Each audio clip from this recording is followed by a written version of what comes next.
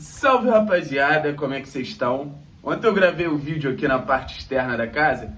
Vocês curtiram? Resolvi gravar de novo, outro ponto da casa, para falar de Atlético Fluminense. A gente já tem uma prévia de escalação, a gente já tem mais ou menos uma ideia como o Atlético vai entrar em campo. Gostei do que eu vi, achei uma escalação bem coerente, mas como vocês sabem, a gente sempre tenta trazer alguns outros pontos de debate, outros pontos de referência. Beleza? Então vou pedir para você deixar o like, se inscrever no canal, conto muito com sua ajuda. E vamos falar desse jogo, né, que vai ser um jogo muito legal. Estarei no Maracanã para ver a partida. E vamos ser sinceros, é um jogo de um time que tem muita bola, tem muito controle do jogo a partir da bola, e de outro time que reage mais, que está mais preparado para baixar a linha, que está mais preparado para ter uma transição forte pelos lados, sabe? Então, assim, eu acho que a gente tem que ter em mente esse jogo antes de qualquer coisa. A partir do momento que a gente pensar nesse jogo, eu acho que a gente consegue levantar esses pontos em consideração. Por exemplo, eu acho que um jogo como esse não é um jogo para o Atlético querer controlar o campo inteiro. Não é um jogo para o Atlético querer ter controle de todas as zonas do campo. O Atlético ele tem que focar em duas zonas específicas. Talvez as duas zonas mais importantes do jogo, que é a área do Fluminense e a área do Atlético. Se o Atlético dominar essas duas zonas, o Atlético ele já sai muito na frente. Por quê? A área do Fluminense é a área onde a gente vai fazer gol e a área do Atlético é uma zona onde a gente vai evitar que o Fluminense faça gol.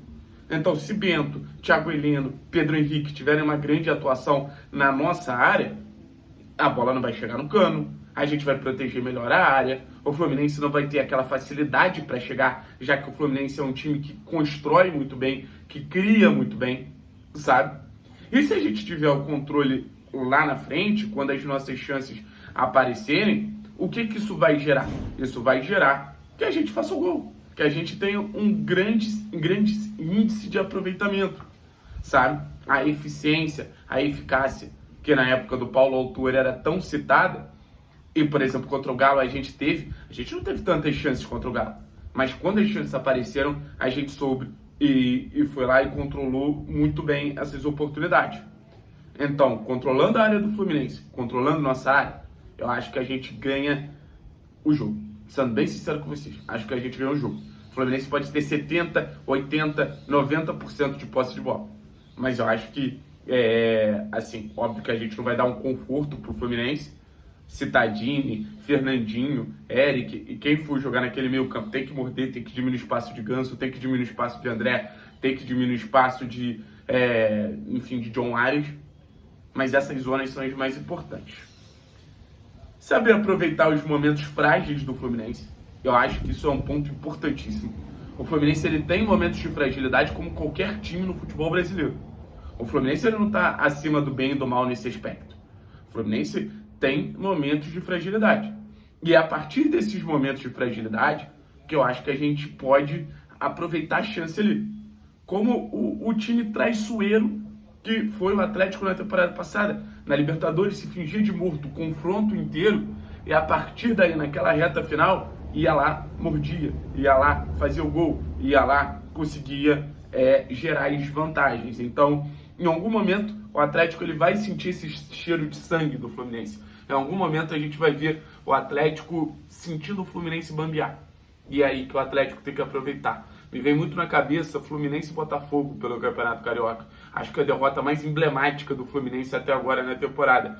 Um jogo que o Botafogo sofreu, o Lucas Perry, que foi o goleiro do Botafogo, foi o melhor em campo, mas quando a chance apareceu, o Botafogo foi lá com o Vitor Sá e soube aproveitar. Então, não vai ser um jogo que a gente vai ter 30, 40, 50 possibilidades. Vai ser um jogo que a gente vai ter 1, 2, 3 possibilidades. E aí a gente vai ter que contar com um bom jogo do Pablo, vai ter que contar um bom jogo dos pontas, sabe? Eu tô muito curioso para ver esse ataque do Atlético. Eu acho que é um ataque do Atlético que pode ser muito interessante, porque tendo o Thiago Andrade, Coelho e Pablo, em muitos momentos você pode ter o Pablo descendo e abrindo espaço para Thiago Andrade e Coelho entrarem na área, sabe? Eu acho que esse movimento meio Roberto Firmino que a gente viu durante muito tempo no Liverpool pode ser muito interessante, porque o Pablo é esse cara que retorna, esse cara que sabe jogar como camisa 10, e, pô, uma infiltração do Coelho pode surpreender, uma infiltração do Thiago Andrade pode surpreender. Se o Marcelo jogar, que é um cara tecnicamente indiscutível, mas também é um cara que deixa espaço, acho que essa diagonal dos pontos pode ser muito interessante.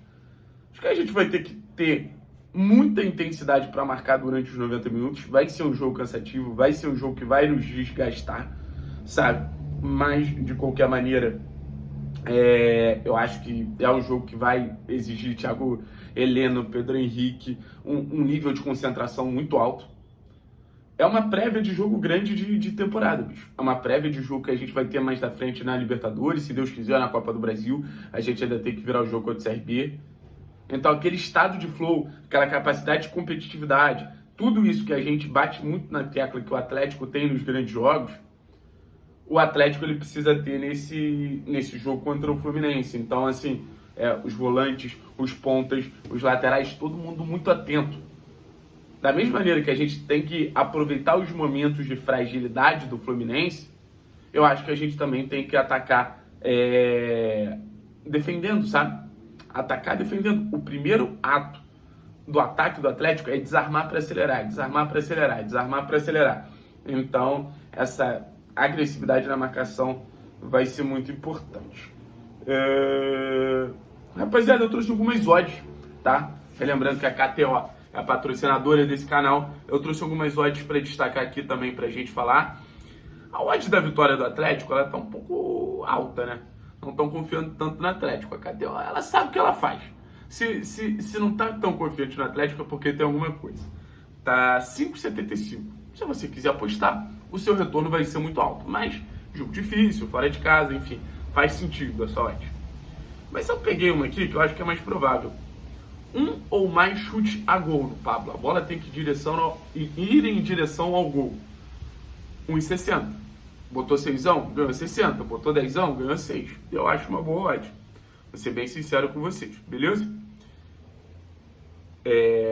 Vou passar o time aqui, que a Monique trouxe, só pra gente contextualizar e ver se não lembra e ver se não esquece de nada, né? Bento, Madison, Pedro Henrique, Thiago Heleno e Pedrinho, Eric. Gostei da escalação do Eric, acho que o Eric vai ser muito importante, principalmente na marcação do Ganso. E acho que o Madison, explorando esse corredor, pode ser interessante ali para explorar as costas do Keno, para explorar o Marcelo também. Não sei se vai ser o Marcelo, mas de qualquer maneira, um duelo muito físico ali com o Alexander. Aí você tem Pedrinho, Eric, Fernandinho, Citadinho. O Cita também é um cara que eu gosto. Eu gostaria de ver no esquema de 3 volantes um Fernandinho jogando um pouco mais à frente, tá? Fernandinho em alguns momentos como camisa 10. Na frente a velocidade de Coelho e Andrade. Thiago Andrade pelos lados e Pablo na frente. Então, assim, acho um time equilibrado, acho um time que vai numa proposta muito clara. Eu acho importante a gente dizer que o Fluminense é um time que vem oscilando nos últimos jogos. Já não marcou tantos gols contra o The Strongest, como está acostumado a marcar. Até mesmo no jogo contra o América Mineiro também teve momentos ali de oscilação, depois deslanchou, mas o primeiro tempo do América foi bem superior ao primeiro tempo do Fluminense. Então, assim, é um adversário forte, indiscutivelmente. É um dos melhores times do futebol brasileiro, indiscutivelmente. Mas eu acho que a gente também tem que pensar no seguinte: é um time que oscila, é um time normal, é um time que tem fragilidade. A gente só precisa entender essas fragilidades no momento certo, na hora certa, usar o bom passe do Fernandinho para agressividade dos pontas, usar os nossos laterais bem para recuperar essa bola. Acho que o Atlético está indo com uma proposta muito bem definida, sabe? Uma proposta muito bem definida, isso me agrada pra cacete, porque o Fluminense também é um time que tem essa proposta muito bem definida, né? Então, se você vai meio perdidão, o Fluminense vai lá e te engole. Então, você precisa ter essa estrutura das suas intenções para agredir esse Fluminense. Show de bola? Espero que tenham gostado do pré-jogo externo. Vou fazer a live da porta do Maracanã, a gente vai bater um papo lá. Eu só tenho que me aproximar agora para desligar a câmera, mas estamos juntos, é nóis. Vou gravar mais aqui do Jardim, eu gosto, cara. Bate um ventinho, é mais agradável. Valeu, rapaz. Tchau.